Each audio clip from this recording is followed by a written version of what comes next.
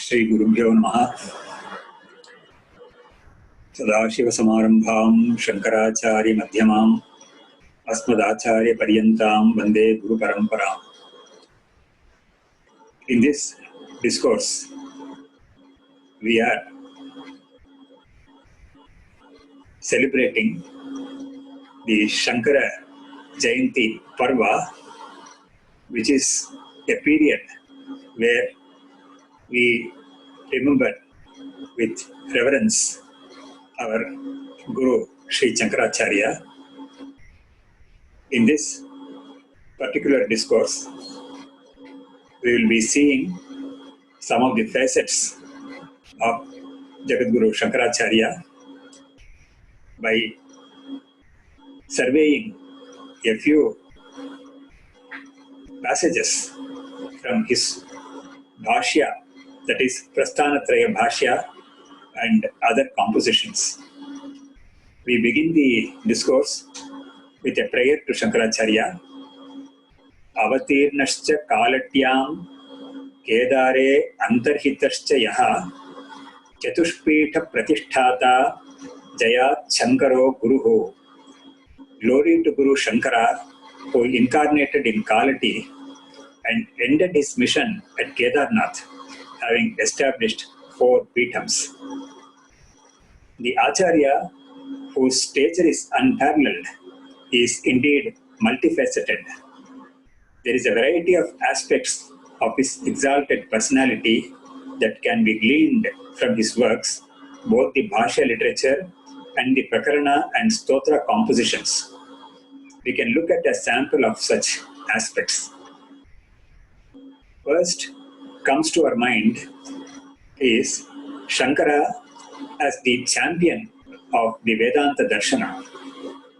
In the Taittiriya Upanishad Bhashya, Shankara roars like a lion, proclaiming how, in the face of a volley of schools lined up against him, he, the lone soldier, tasked to fight them all and uphold the grand monistic position of the Vedanta.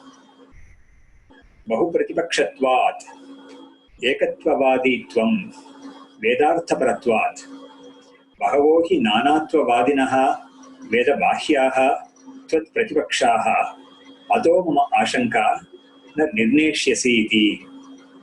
Etadeva me swastyenam yan mam ekayoginam anekayogi bahupratipaksham atha ato jeshyami sarvan arabhecha chintam. Shankara raises an objection because there are many opponents. You are a monist since you follow the Vedic ideas, while the dualists are many who are outside the Vedic pale and who are opposed to you. Therefore, I apprehend that you will not be able to determine. To this objection, Shankara replies, "This indeed is a blessing to me that you brand me as sworn to monism and faced by many who are wedded to plurality. Therefore, I shall conquer all." And so I begin the discussion. Now, we shall see Shankara as a philosopher. There is a famous statement that encapsulates Advaita, Brahma Satyam Jaganmithya Jivo Brahmaiva Naparaha, which is a verse from the Brahmajnanavali Mala of Shankara, which means Brahman alone is real, the world is unreal, the Jiva is none other than Brahman. A philosophical discussion of this pithy statement is found in the Brahma Sutra Bhashya 2.1.14, where Shankara says, "Ataschedam shastriyam brahmatmatvam avagamyamanam swabhavikasya shariratmatvasya badakam sampatyate rajvadi buddhaya iva sarpadi buddhinam badite cha shariratmatve tadashrayaha samastaha swabhaviko vyavaharo badito bhavati yat prasiddhaye nanatvamsho aparo brahmanaha kalpyata darshayati cha yatratvasya sarvamatmaiva bhut tat kenakam pashyet ityadina brahmatmatva darshinam prati samastasya kriyakaraka phala lakshanasya vyavaharasya abhavam nachayam vyavahara bhavo avastha vishesha nibadho अभिधीयते इति युक्तं वक्तुं तत्त्वमसि इति ब्रह्मात्मभावस्य अनवस्थाविशेषनिबन्धनत्वात्. This statement means the doctrine of the individual soul having itself in Brahman, if once accepted as the doctrine of the Veda, does away with the independent existence of the individual soul, just as the idea of the rope does away with the idea of the snake, for which the rope had been mistaken. And if the doctrine of the independent existence of the individual soul has to be set aside, then the opinion of the entire phenomenal world, which is based on the individual soul having an independent existence, is likewise to be set aside. But only for the establishment of the latter, an element of manifoldness would have to be assumed in Brahman, in addition to the element of unity. Scriptural passages also, such as, when the self only is all this, how should he see another, declare that for him who sees that everything has itself in Brahman, the whole phenomenal world with its actions, agents, and results of actions is non-existent. Nor can it be said that this non-existence of the phenomenal world is declared by Scripture to be limited to certain states. For the passage, "Thou art that," shows that the general fact of Brahman being the self of all is not limited to any particular state. Moreover, Scripture showing by the different instance of the thief that the false-minded is bound while the true-minded is released, declares thereby that that unity is the one true existence, while manifoldness is evolved out of wrong knowledge. There is an addition that Shankaracharya makes in this context. Sarva vyavaharanameva prag brahmatmata vijnanat satyatvopapatehe swapna vyavaharasya iva prag prabodhat यावद्धि न सत्यात्मैकत्व प्रतिपत्तिः तावत् प्रमाणप्रमेय फललक्षणेषु विकारेषु अनतत्वबुद्धिः न कस्यचित् उत्पद्यते. Shankara says, all parlance action is accommodated without any flaw prior to the arising of the direct realization of oneself as Brahman, just like dream actions prior to waking. Till such time the realization of one's true nature arises, none has the experience of unreality in the perception of multiplicity.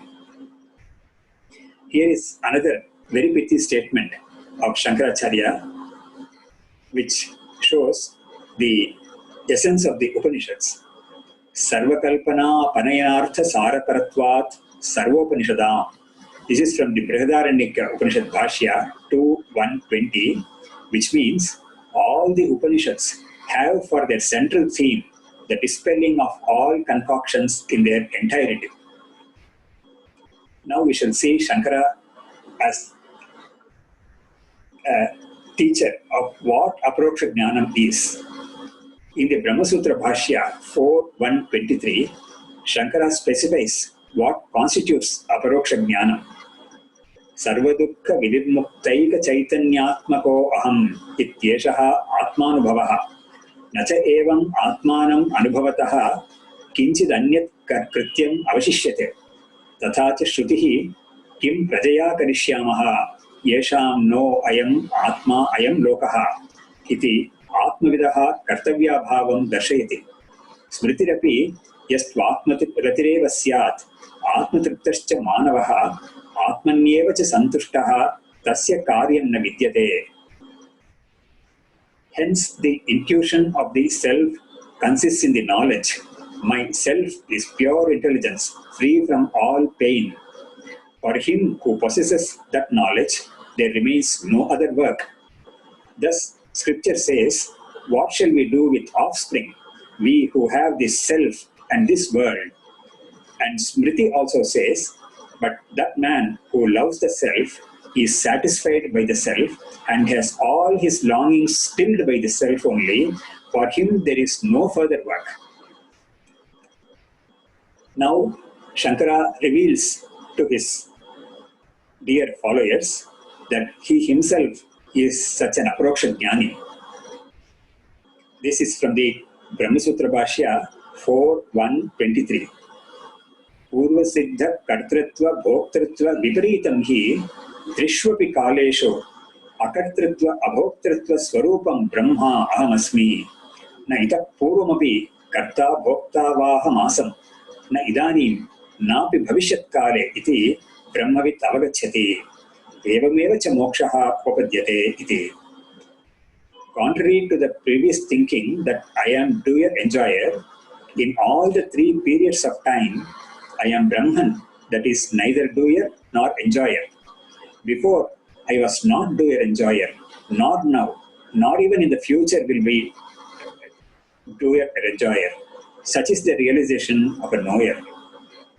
And in the same chapter of the Brahmasutra Bhashya, Shankara again says, Badhitamapi tu mithyajnanam dvichandra jnanavat samskaravashat kanchit kalam anuvartata eva apicha naivatra vivaditavyam brahmavida kanchit kalam shariram dhriyate nava dhriyate iti katam hi ekasya swakrade pratyayam brahmavedanam deha dharanancha aparena pratiksheptum shakyate shrutismritishu stitaprajna lakshana nirdeshena etadeva niruchyate. For how can one contest the fact of another possessing the knowledge of Brahman vouched for by his heart's conviction and at the same time continuing with the body? This very fact is elaborated in the Upanishads and the Smritis in the course of determining the characteristics of the man of steady wisdom. Now we see Shankara's another facet, that is the Bhakta in Shankara. In this verse of the Shivananda Lahari, Shankara expresses deep anguish for not getting the grace of the Lord in the form of Aparoksha Jnana. He appeals to the Lord by entreating him to quickly shine in the heart, dispelling the enveloping darkness of ignorance. Eko varija bandhavaha kshitinabho vyaptam tamo mandalam bhitva lochana gocharopi bhavati Tvam koti surya prabaha vedyah kinna bhavasi aho ghanataram kidring bhaven mat tamaha tat sarvam vyapaniya me pashupate sakshat prasanno bhava.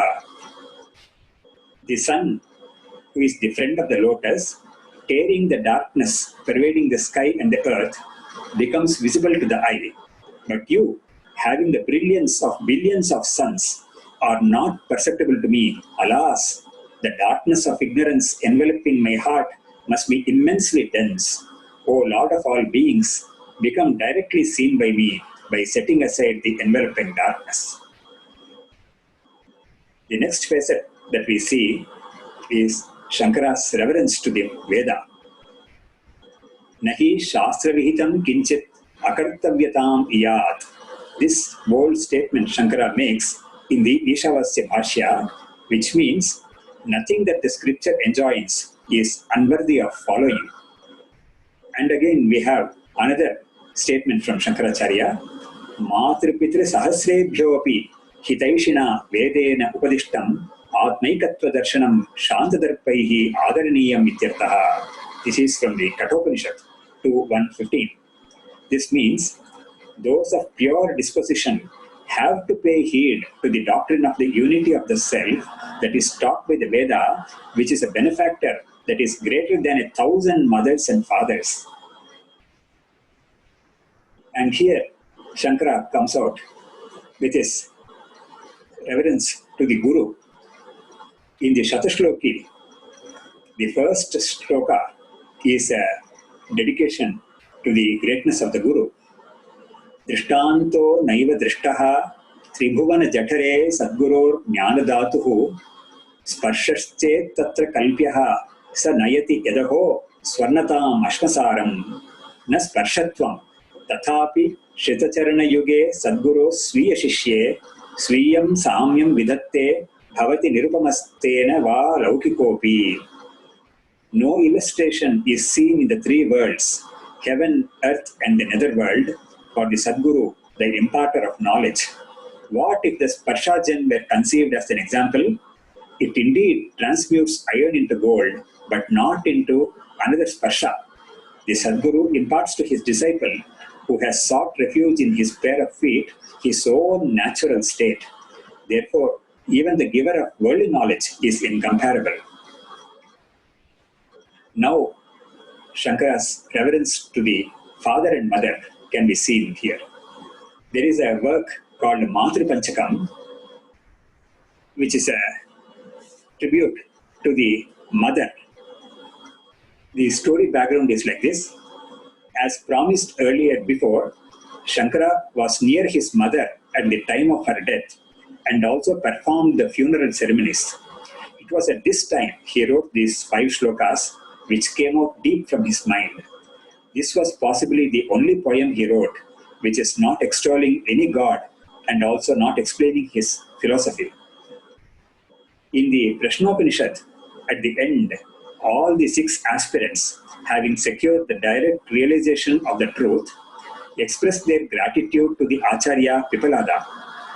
Etam archayantaha tvam hinah pita yo asmakam avidyaya paramparam tarayasi iti. Namak paramarishibhyo, namak paramarishibhyaha. The meaning of the mantra is, and they, worshipping him, said, "Thou indeed art our Father, thou who hast taken us across our ignorance to the other shore." Adoration to the Supreme Rishis. Adoration to the Supreme Rishis. In the Bhashya for this mantra, Bhagavad Pada says, "Tataha te shishyaha guruna anshishtaha tam gurum kritartaha santaha vidyanishkrayam anyad apashyantaha kim kritavantaha ityuchyate. Archayantaha pujayantaha padayoho pushpanjali prakiranena pranipatena cha shirasa kimuchuhu ityaha tvam hi naha asmakam pita brahmasharirasya vidyaya janayitratutvat nityasya ajara maranasya abhayasya yaha tvameva asmakam avidyayaha viparita jnanat janma jara marana roga dukhadi grahat aparat avidya mahodadhehe vidyaplavena param apunaravirti rakshanam mokshakhyam mahodadheriva param tarayasi asman ityataha pitritvam tava asman prati upapannam itarasmat. Itaropi hi pita shariramatram janayati tathapi sa pujyatamo loke kimu vaktavyam atyantika abhayadatuhu ityabhiprayaha. Namak paramarishibhyaha brahmavidya sampradaya kartabhyaha namak paramarishibhyaha iti dirvachanam adarartham. The gist of the Bhashya is this: not finding anything to be offered as the return for having received the Vidya, they worshipped by placing flowers at the Guru's feet and prostrating to him. They said, "You are our father for having given birth to this Brahma Sharira through knowledge. This body is eternal, free from old age and death, and is fearless. For you have ferried us by the boat of knowledge across the ocean of ignorance, characterized by erroneous knowledge, the crocodiles of birth, old age, death, disease, etc., and thus impossible to cross over to the other side, that is moksha, non-return to samsara. Even the biological father who begets just the body, yet he is supremely worthy of worship. What to say of the one who has given us the absolute state of fearlessness? Adoration to the Supreme Rishis. Adoration to the Supreme Rishis." The above is the depiction of the Nirguna Brahma Aparoksha Jnani's attitude, devotion, emotion by Bhagavad Pada. Now we see a very unique feature of Shankaracharya, Shankara's appreciation even for his opponents. In the Bhashyas, Shankara acknowledges those doctrinal aspects of even his opponent schools that do not contradict the Vedanta. In this passage, Shankara says, "Shrutayaha moksha pratibandha nivrittimatrameva atmajnanasya phalam darshayanti tatacha acharya pranitam nyayopabrinhitam sutram dukkha janma pravritti dosha mithyajnananam uttarottarapāye tadanantarapāyat apavargaha." This is from the Nyaya Sutra. मिथ्याज्ञानापायश्च ब्रह्मात्मैकत्वविज्ञानात् भवति. The meaning of this passage is, other scriptural passages show that the removal of the obstacles which lie in the way of release is the only fruit of the knowledge of Brahman. So, for instance, you indeed are. And then the same is the purport of the sutra supported by arguments. That is, of Gautama, the Acharya. Final release results from the successive removal of wrong knowledge, false activity, birth, pain, the removal of each latter member of the series depending on the removal of the preceding member. And wrong knowledge itself is removed by the knowledge of one's self being one with the self of Brahman. Here the noteworthy feature is the Nyaya Sutra, which Shankara cites, is by Gautama, who is an opponent actually for the Vedanta Darshana, but still Shankara refers to that Gautama as Acharya. And now is one sample from the same category, from the Sankhya Darshana. This is from the Gita Bhashya. The Gita shloka is this, from the 18th chapter, the 19th shloka. Jnanam karma cha karta cha tridhaiva guna bhedataha prochyate guna sankhyane yathavachrunu tanyapi. In the Bhashya, Shankara says, prochyate katyate guna sankhyane kapile shastre tadapi guna sankhyana shastram guna bhoktr vishaye pramanameva paramartha brahmaikatva vishaye yadyapi virudhyate तथापि ते हि कापिलाः गुणगौण व्यापार निरूपणे अभियुक्ताः इति तत् शास्त्रमपि वक्ष्यमाणार्थस्तुत्यर्थत्वेन उपादीयते इति न विरोधः. The central point of the Bhashya is, even that philosophy teaching about the gunas is certainly valid so far as it concerns the experiencer of the gunas, though it is contradictory so far as the non-duality of the supreme reality, Brahman, is concerned. Those followers of Kapila are acknowledged authorities in the ascertainment of the functions of the gunas and their derivatives. Hence, that scripture too is being referred to by way of eulogy of this subject matter going to be spoken of. Therefore, there is no contradiction. And here is Shankara's appreciation of a non-contradictory aspect coming from the Bauddha Darshana. In the Brahma Sutra Bhashya 2-19, dealing with the Bauddha Darshana, Shankara lists the causal factors that lead to samsara and its perpetuation as per their doctrine, and says that certainly these are acceptable not just to the Bauddha but to all schools without refuting. Then the passage is this: Techa avidyadayaha avidya samskaraha vijnanam nama rupam shadayatanam sparshaha vedana trishna upadanam bhavaha jatihi jara maranam shokaha paridevana dukkham durmanasta ityevan jatiyakaha iteretara hetukaha saugate samaye क्वचित् संक्षिप्ताः निर्दिष्टाः क्वचित् प्रपञ्चिताः सर्वेषामपि अयम् अविद्यादिकलापः अप्रत्याख्येयः.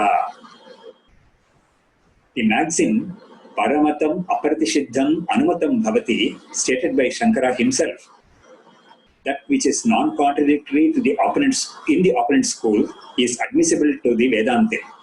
Shankara has paid due credit to Sankhya, Vaisheshika, Pancharatra, etc., wherever their tenet or contribution is acceptable to Vedantins.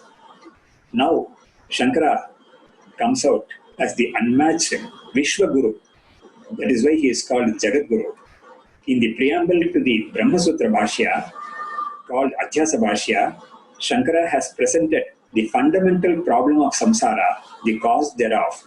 He sums up the document thus: Evam ayam anadihi anantaha naisargikaha adhyasaha mithya pratyaya rupaha kartritva bhoktritva pravartakaha sarvaloka pratyakshaha asya anarthahetoho prahanaya atmaikatva vidya pratipattaye sarve vedantaha arabhyante yatha cha ayam arthaha sarvesham vedantanam तथा वयम् अस्यां शारीरकमीमांसायां प्रदर्शयिष्यामः. In this way, there goes on this natural beginning and endless superimposition, which appears in the form of wrong conception, is the cause of individual souls appearing as agents and enjoyers of the results of their actions, and is observed by everyone. With a view to freeing oneself from the wrong notion, which is the cause of all evil, and attaining thereby the knowledge of the absolute unity of the self, the study of the Vedanta texts is begun. That all the Vedanta texts have the mentioned purport, we shall show in the so-called Sharirika Mimamsa. And here we come to the close of the discourse by paying obeisance to Shankaracharya, by quickly taking a short survey of his whole life and works. This is called the Ekashloki Shankara Vijayam on Bhagavatpada Adi Shankaracharya, composed by Bhashya Swamigal.